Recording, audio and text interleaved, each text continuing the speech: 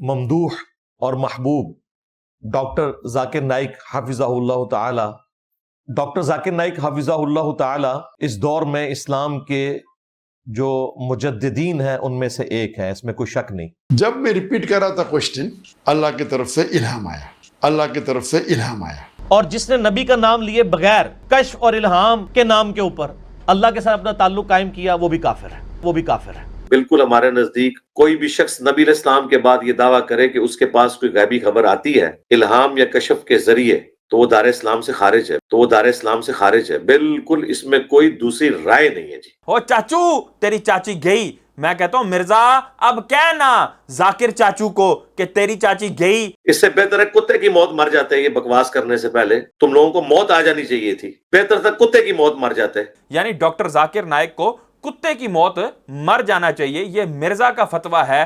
پہلے کہاں ممدوح، کہاں محبوب اور کہاں مجدد، اور اب کہاں کتے کی موت۔ البتہ الہام، رویا، کشف، یہ چیزیں اب بھی ہیں۔ بہتر تھا کتے کی موت مر جاتے۔ اور ڈاکٹر اسرار بھی کتے کی موت مرا مرزا کے بقول، اور مرزا کے بقول ڈاکٹر اسرار کفر کی موت مرا۔ کیا یار کیوں مطلب بیڑا گر کر دے کہ امت دے وچ کسے تے الہام نہیں ہونا؟ بہتر تھا کتے کی موت مر جاتے۔ مگر اگر کوئی آکھے کہ اللہ دی طرفوں مینوں آ گل دسی گئی، مگر یہ کوئی لوگاں نوں دسن دی نہیں نہ آئے کوئی گل ہے، مگر اللہ نے مینوں کئی گلاں دسیاں، ادا انکار نہیں کرنا۔ بہتر تھا کتے کی موت مر جاتے۔ اس تو الہام ہو گیا تے رکھ، پھر الہام ہویا بسم اللہ، ایسے ایسے امت دے اندر عالم ہوئے، انہوں تو کچھ بھی نہیں الہام، قرآن شریف کی آیت مڑ کے دہرا دینی یا تھوڑا جہا رد و بدل کر دینا۔ اور الہام شیخ عبدالقادر جیلانی رحمۃ اللہ علیہ جیسے ہوئے، بہتر تھا کتے کی موت مر جاتے۔ تو پتہ لگا اسحاق فیصل آبادی مرزا کے نزدیک بالکل کافر ہے، اور اس کے بعد یہ کتے کی موت مرا ہے۔ نحمدہ ونصلی ونسلم علی رسولہ الکریم، السلام علیکم ورحمۃ اللہ وبرکاتہ۔ انجینئر محمد علی مرزا کے طوفانی فتوے لیے ایک دفعہ پھر حاضر خدمت ہیں۔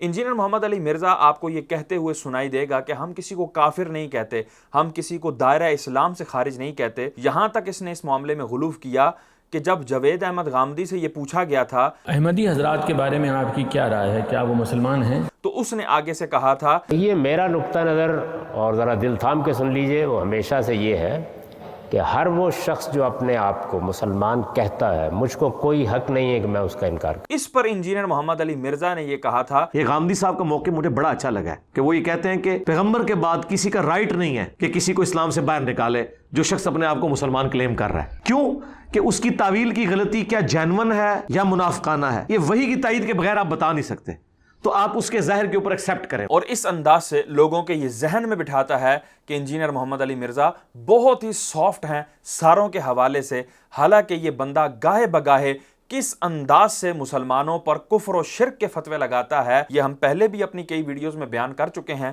آج بھی انشاءاللہ ہم آپ کو بیان کریں گے کہ مرزا کس انداز سے طوفانی فتوے جو ہے وہ لگاتا ہے۔ ابھی جو میں ویڈیو پلے کروں گا اس کے اندر یہ سب سے پہلے جو ہے ذاکر نائک کے حوالے سے تعریفی کلمات کہہ رہا ہے، اور یہ اس کو پاکستان آنے کے حوالے سے ویلکم کر رہا ہے۔ ذرا وہ ویڈیو ملاحظہ فرمائیں۔ اچھا میرے بھائیو، آج کے دوسرے کرنٹ افیئر کی طرف آ جائیں، اور وہ ہے ہمارے ممدوح اور محبوب ڈاکٹر ذاکر نائک حافظہ اللہ تعالی۔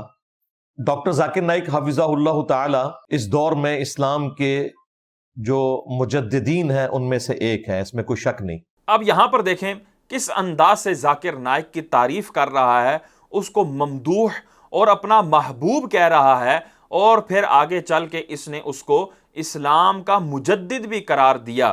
اتنے بڑے بڑے القابات لگانے کے بعد اب مرزا صاحب کو ہم کہیں گے رکو ذرا، صبر کرو، اور یہ ویڈیو تو ذرا ملاحظہ کرو۔ جب میں ریپیٹ کر رہا تھا کوشچن، اللہ کی طرف سے الہام آیا۔ الہام ایسی چیز ہوتی کہ اللہ کے رسول اپنے بندوں سے کبھی کبھی امیڈیٹلی مدد نازل کر دیتے۔ یہاں پر دیکھیں اس نے واضح طور پر الہام کو مانا ہے کہ الہام ہوتا ہے، اور اللہ کی طرف سے عام بندے پر بھی الہام ہو سکتا ہے۔ الہام کے حوالے سے مسلمانوں کا کیا عقیدہ ہے تو وہ میں آپ کو عرض کر دیتا ہوں کہ مسلمانوں کا یہ عقیدہ ہے کہ الہام ہے، وہی نہیں ہے، کیونکہ وہ اللہ تبارک و تعالیٰ اپنے نبی کو فرماتا ہے، اور چونکہ اب نبوت کا سلسلہ ختم ہو چکا ہے اور اب حضور سرور کونین صلی اللہ تعالی وسلم کے بعد کوئی نیا نبی نہیں آ سکتا، اور جب نیا نبی نہیں آ سکتا تو وہی بھی اس کی طرف نہیں ہو سکتی. لیکن اللہ تبارک و تعالیٰ اپنے نیک بندوں کے دلوں کے اندر کوئی بات ڈالتا ہے تو اس کو الہام سے تعبیر کیا جاتا ہے, کشف سے تعبیر کیا جاتا ہے کہ اس کا سینہ اللہ تبارک و تعالیٰ نے اس چیز کے لیے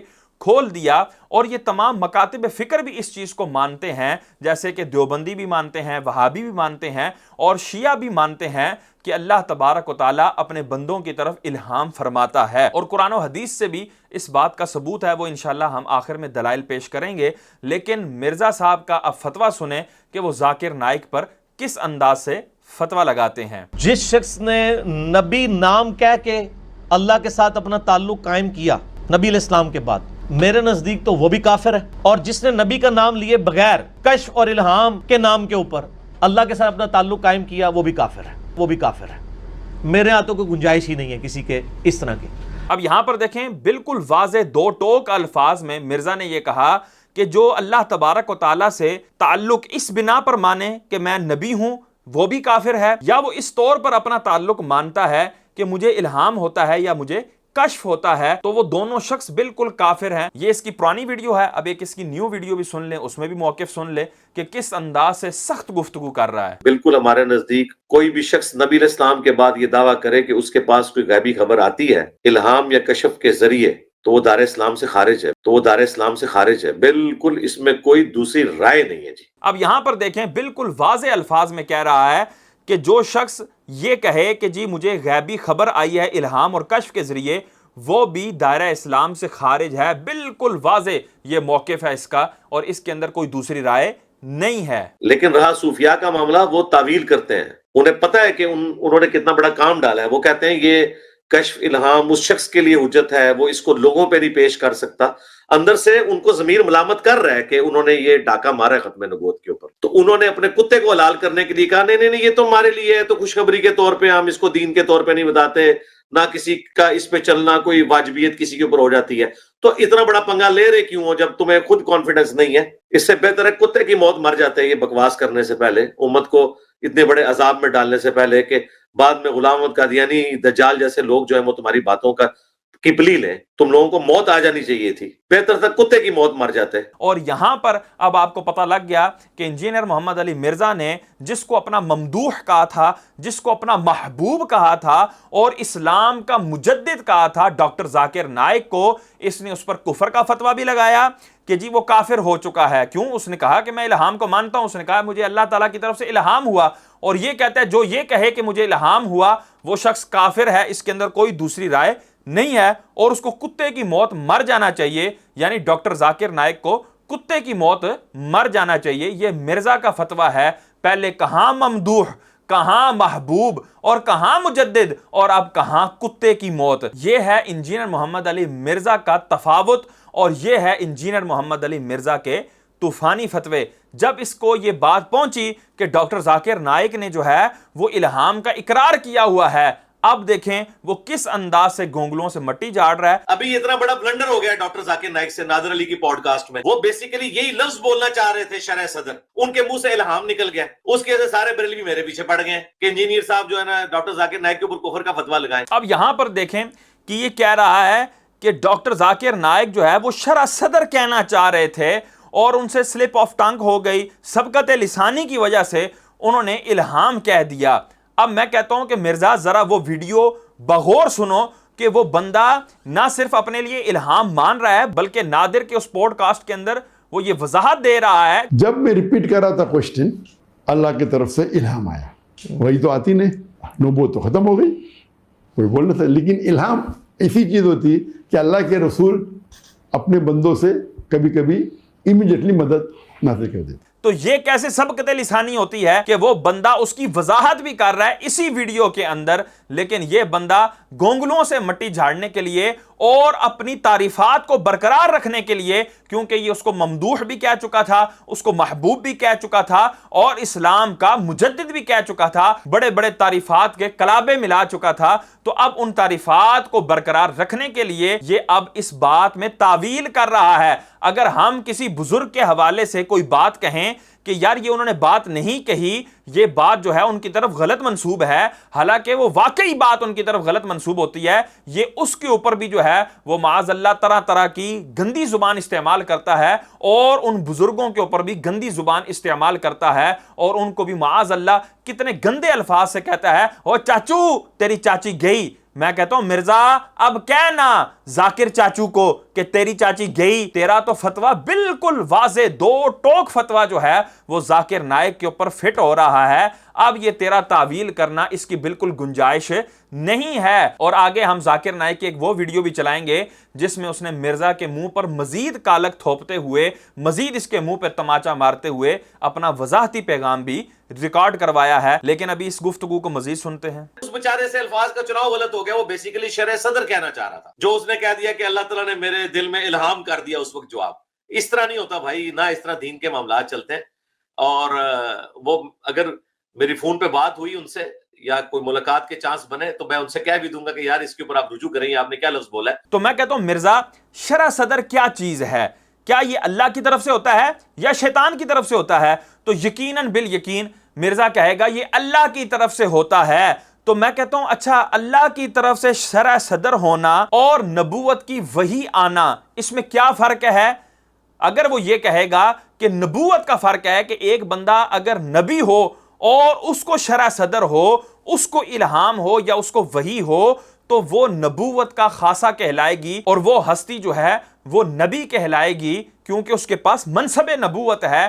جبکہ اگر کسی شخص کے پاس منصب نبوت نہیں ہے اور اس کے دل میں اللہ کی طرف سے کوئی بات ڈالی جا رہی ہے تو اس کو ہم الہام کہیں گے, اس کو ہم کشف کہیں گے, اور اس کو شرح صدر کہیں گے. حالانکہ شرح صدر کا جو لفظ ہے وہ اولاً اس کا جو ماخذ ہے وہ قرآن پاک ہے, کہ جب حضرت موسیٰ علیہ السلام نے کہا رب اشرح لی صدری ویسر لی امری, تو موسیٰ علیہ السلام رسول ہیں, نبی ہیں, اور وہ یہ دعا کر رہے ہیں کہ اللہ میرا سینہ کھول دے.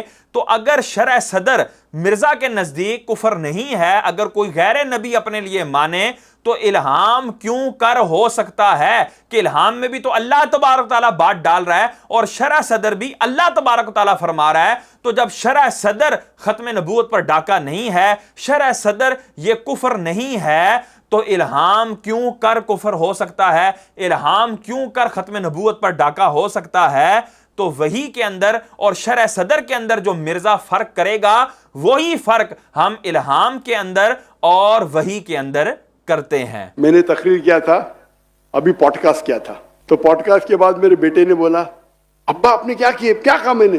تو الہام میں اللہ کی طرف سے مدد آتی, میں نے غلطی سے کیا اللہ کے رسول کی طرف سے مدد آتی, اور میں ہوتا ہے نا آف دا ٹنگ سبقت لسان, سبقت لسان, کریکٹ. یہاں پر دیکھیں بالکل واضح وہ کہہ رہا ہے کہ الہام وہ اللہ کی طرف سے مدد آتی ہے, اور میرا سلپ آف ٹنگ یہاں پر ہوا تھا کہ میں نے اللہ کی بجائے اللہ کے رسول کہہ دیا, یعنی کہ اللہ کے رسول کی طرف سے مدد آتی ہے, یہ میرا سلپ آف ٹنگ ہے, نہ کہ میں نے شرح صدر کہنا تھا اور اس کی جگہ میں نے الہام کہہ دیا. ڈاکٹر ذاکر نائک نے اس بات کو سلپ آف ٹنگ قرار نہیں دیا, بلکہ ابھی بھی وہ اپنے الہام کے عقیدے پر برقرار ہے. الہام تو اللہ کی طرف سے آتا ہے نا, تو ابھی اردو میں, اور اردو میں زیادہ سلپ آف دا ٹنگ ہوتا ہے.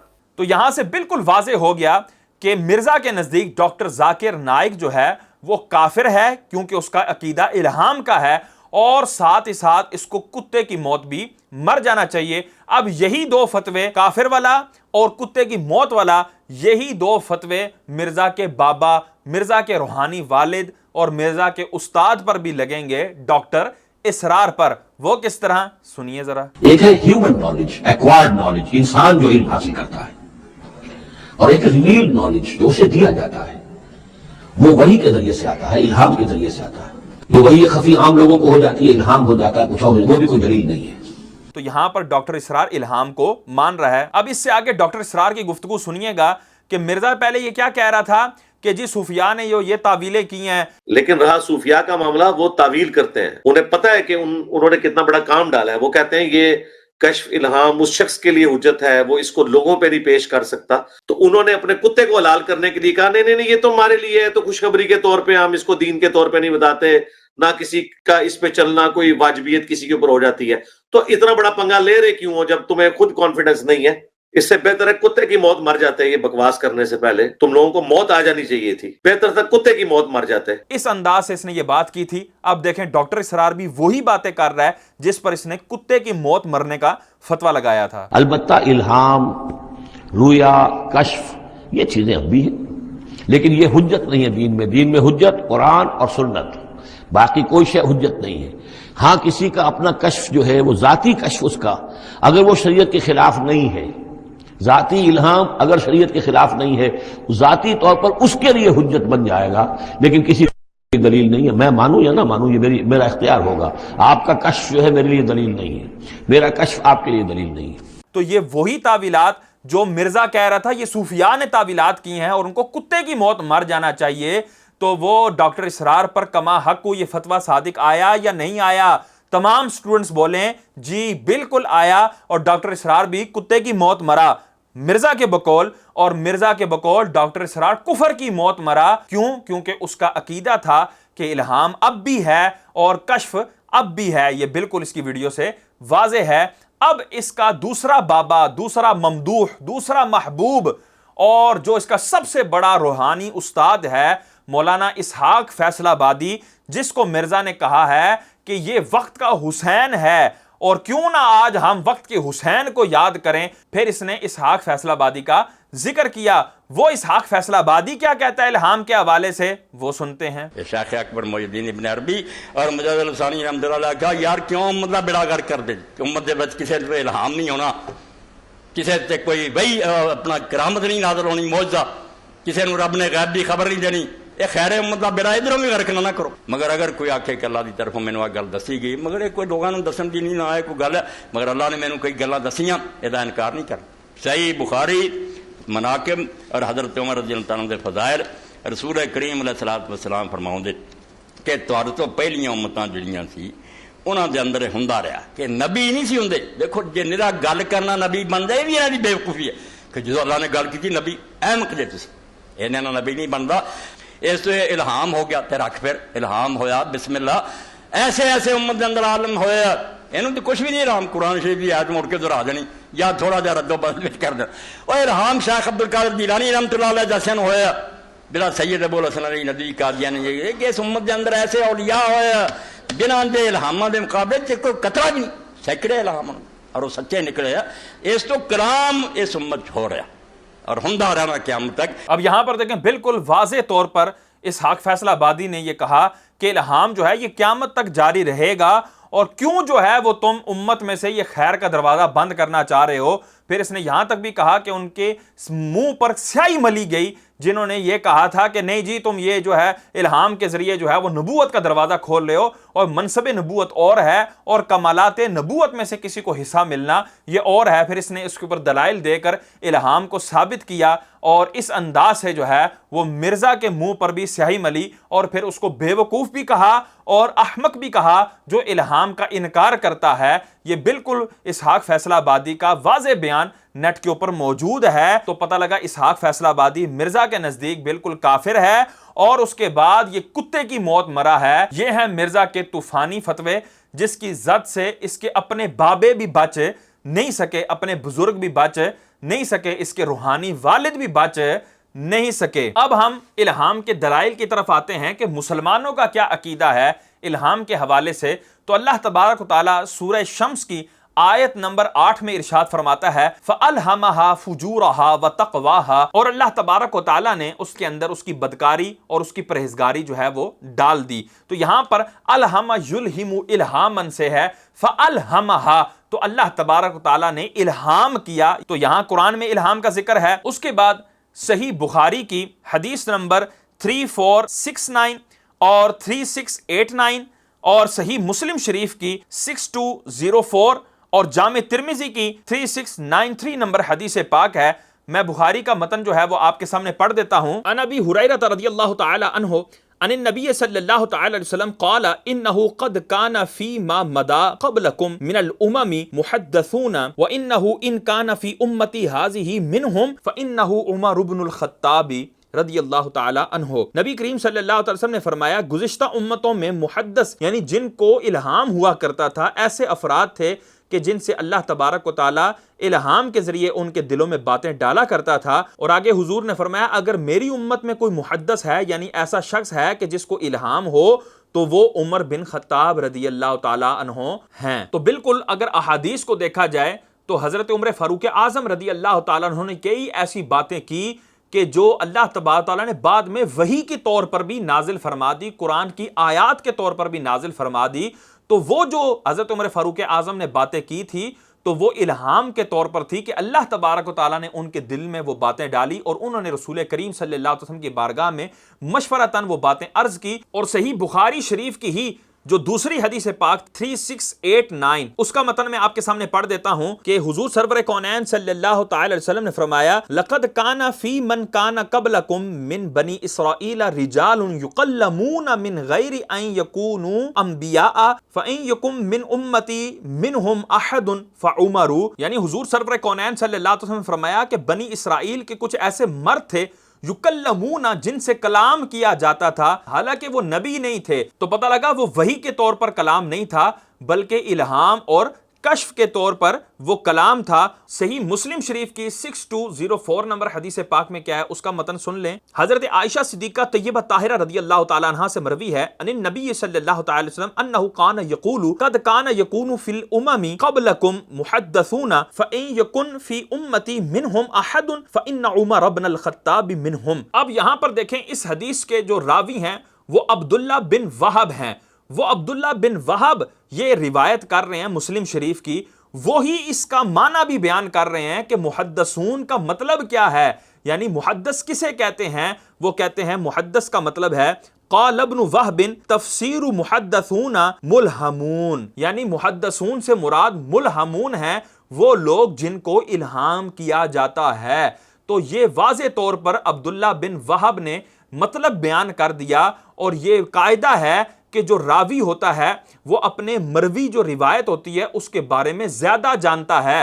تو ایک جو راوی ہے عبداللہ بن وہب وہ بیان کر رہے ہیں کہ محدثون کا مطلب ملہمون ہے، وہ لوگ کہ جن کو الہام کیا جاتا ہے، اور انہوں نے یہ مطلب بیان کیا۔ اور اب 1400 سال کے بعد ایک جو ہے وہ چھوکرا نما ایک مرزا جہلمی جو ہے جو اپنے آپ کو مرزا سینئر کہتا ہے وہ آ کر اس کا مطلب بیان کر رہا ہے۔ تو مجھے بتاؤ کہ مسلم شریف کے یہ جو راوی ہیں عبداللہ بن وہب اس حدیث کے راوی، ان کا مطلب ہم لیں گے یا اس مرزا جہلمی کا ہم مطلب لیں گے؟ تو یقینی بات ہے کہ ہم مسلم شریف کی اس حدیث پاک کے یہ جو راوی ہیں عبداللہ بن وہب تو ہم انہی کا معنی لیں گے، اور یہ بالکل حدیث پاک میں موجود ہے۔ تو معاذ اللہ ثم معاذ اللہ یہاں سے پتہ لگا کہ یہ جتنے بھی راوی تھے اس حدیث پاک کے وہ الہام کا عقیدہ رکھتے تھے، تو ان کے اوپر بھی معاذ اللہ مرزا کا کفر کا فتویٰ لگا، معاذ اللہ ثم معاذ اللہ۔ تو ان احادیث سے بالکل واضح پتہ لگا کہ الہام ہے،